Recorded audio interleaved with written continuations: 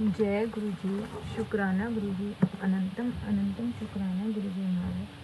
आज हम शिव महापुराण का सप्तम वायव्य संहिता का पाठ करने जा रहे हैं। ओम नमः शिवाय, शिव जी सदा सहाय। ओम नमः शिवाय, गुरु जी सदा सहाय। ओम नमः शिवाय, शिव जी सदा सहाय। ओम नमः शिवाय, गुरु जी सदा सहाय। जय गुरु जी, शुक्राना गुरु जी।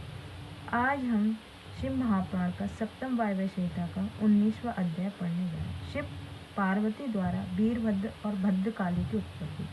मतलब शिव और पार्वती के द्वारा वीरभद्र और भद्रकाली की उत्पत्ति कैसे हुई। ऋषि बोले, इस प्रकार जब दुरात्मा दक्ष यज्ञ करने लगा तब महेश ने उसमें कैसे विघ्न किया, इसे हम सुनना चाहते हैं। वायु बोले, संसार की देवी और जगन्माता के तप से घर लौटने पर हिमालय को बड़ी प्रसन्नता हुई।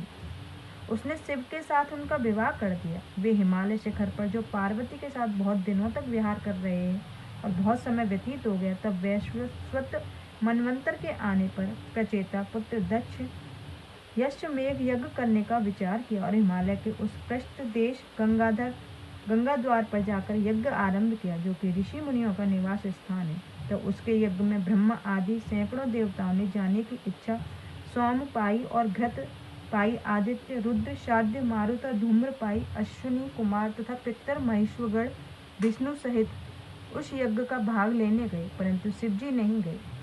तब दत्तजी ने क्रुद्ध हो दक्ष से कहा, अपूज्यों की पूजा और पूज्यों की पूजा करने से महान पापी हो जाते हैं, इसमें संशय नहीं। असत पुरुषों की सम्मति और सत्पुरुषों का निरादर से उस पर शीघ्र देव का दंड गिरता है।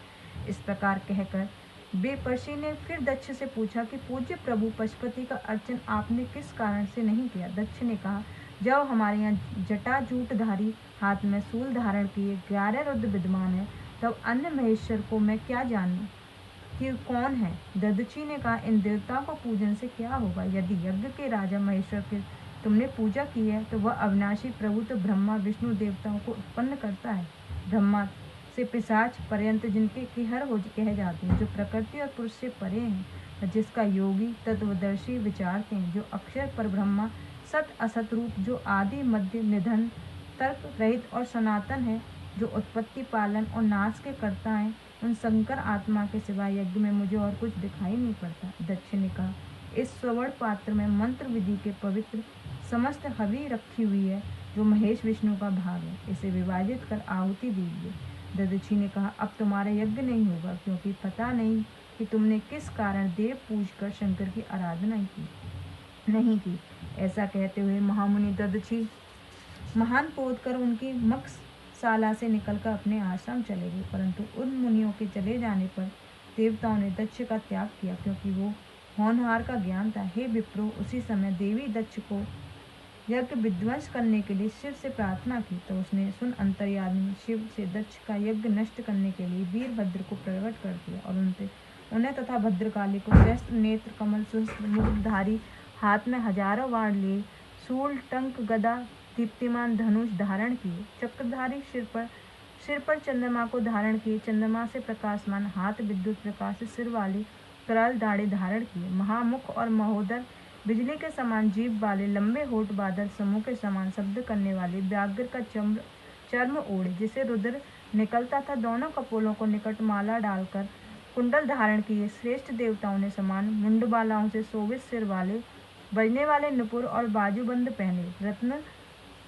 संजय से दीप्तिमान लंबा हार पहने, महासरव शार्दुल सिंह के समान पराक्रमी और मतवाले हाथी के समान आलस्य पूर्ण गमन वाले करने वाले, शंख चामर कुद के फूल चंद्रमाक्षी कांति वाले, इस प्रकार चलने के उद्यत मानो हिमालय पर्वत ही चलना चाहता हो, जिनके शरीर से मोती के आभूषणों की दीप्ति ज्वाला का समूह फैल रहा था, जो तेज में यम की अग्नि से व्याप्त थे। और वीरभद्र घुटने टेक कर पृथ्वी पर बैठ हाथ जोड़कर शिवजी को प्रणाम करने लगे, जो सब गणों के ईश्वर थे।